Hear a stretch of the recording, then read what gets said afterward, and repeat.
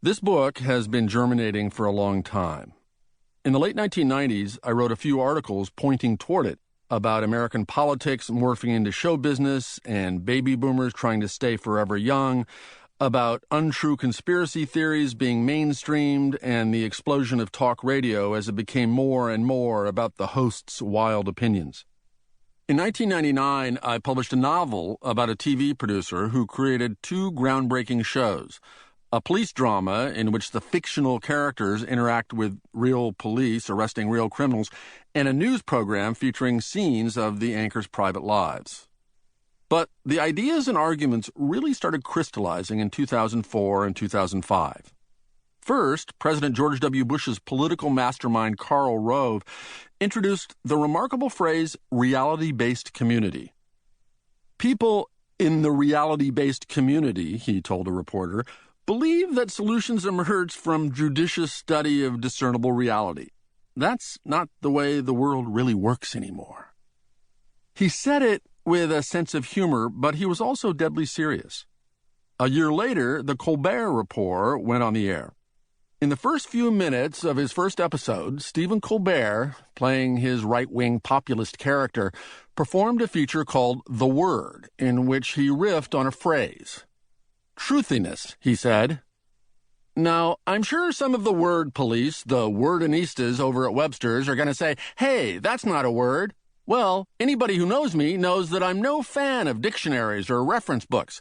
They're elitist, constantly telling us what is or isn't true, or what did or didn't happen. Who's Britannica to tell me the Panama Canal was finished in 1914? If I want to say it happened in 1941, that's my right. I don't trust books. They're all fact, no heart. Face it, folks, we are a divided nation. Divided between those who think with their head and those who know with their heart. Because that's where the truth comes from, ladies and gentlemen, the gut. Whoa, yes, I thought, exactly. America had changed in this peculiar way, I realized. Until the 2000s, truthiness and reality-based community wouldn't have made much sense as jokes. My understanding of how this change occurred became clearer a few years later when I started work on a novel about a group of kids who in the early 1960s role-played James Bond stories, and then in 1968, as college students, undertake a real-life Bond-like anti-government plot. During the 1960s, reality and fantasy blurred problematically for my characters and for plenty of real Americans. In the course of researching and thinking through that story, I came to understand the era and its impacts in a new way. For all the fun and all the various positive effects of the social and cultural upheavals, I saw that it was also the Big Bang moment for truthiness. And if the 1960s amounted to a national nervous breakdown, we are mistaken to consider ourselves over it, because what people say about recovery is true. You're never really cured. I realized, too, that this complicated American phenomenon I was trying to figure out had been not just decades, but centuries in the making. In order to understand our weakness for fantasy of all kinds, I needed to follow the tendrils and branches and roots further back, all the way back to America's beginnings. You're not going to agree with me about all the various mental habits and beliefs and behaviors I classify here as imaginary or fantastical. You may find me too judgmental about matters of deep personal conviction. As I pass by fish in barrels, I will often shoot them. But I don't consider all religion or all alternative belief systems or all conspiracy theories or all impossible dreams misguided. Each of us is on a spectrum somewhere between the poles of rational and irrational. We all have hunches we can't prove and superstitions that make no sense. What's problematic is going overboard, letting the subjective entirely override the objective. People thinking and acting as if opinions and feelings were just as true as facts.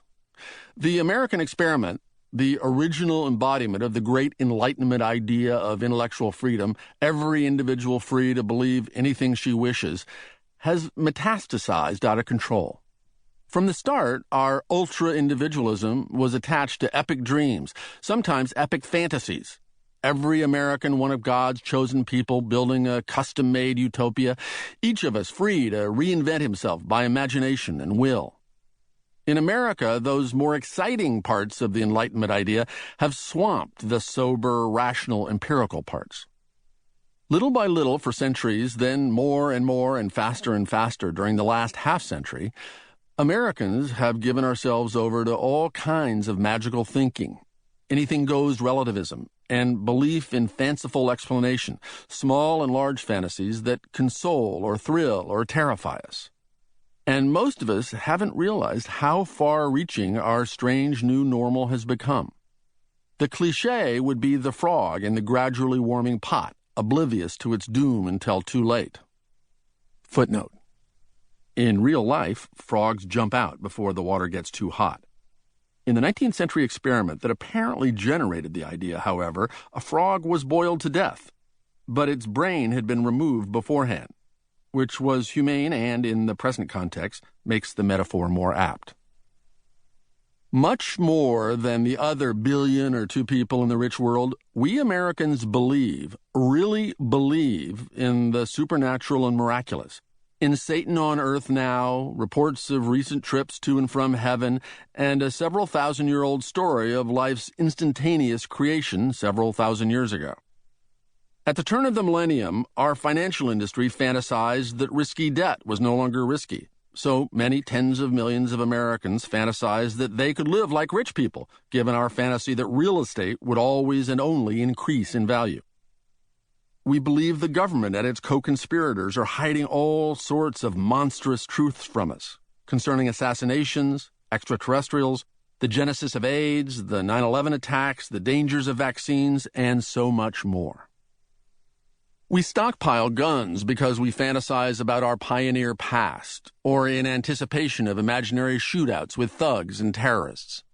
We acquire military costumes and props in order to pretend we're soldiers, or elves or zombies, fighting battles in which nobody dies, and enter fabulously realistic virtual worlds to do the same.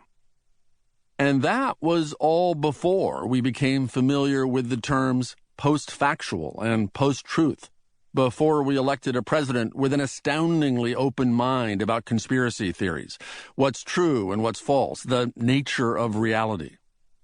We have passed through the looking glass and down the rabbit hole. America has mutated into Fantasyland.